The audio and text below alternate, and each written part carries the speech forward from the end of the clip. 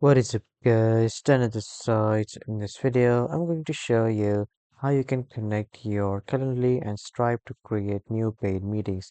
So first, you need to log in with your account credentials to Calendly, and after that in the Calendly, when you are redirected to the homepage on the left side, you need to click on integrations and apps. And after that, here a new window of integrations and app will open. From here, you need to scroll a bit down until you find Stripe. When you find the Stripe, simply click on it and then click on Connect with Stripe. After that, it will ask you to collect payments from invitees using Stripe and PayPal and more. So if you want to upgrade to standard or if you want to compare our plans, you can just choose from whatever you want, but you just simply need to pay the premium, which is the 120,000 or sorry, 120 US dollars. So to install Stripe, you can also compare all these three plans, which is standard, teams, and enterprise.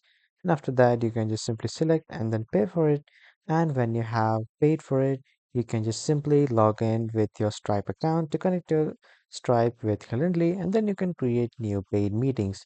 So that was all for this video, everyone. Thank you for watching.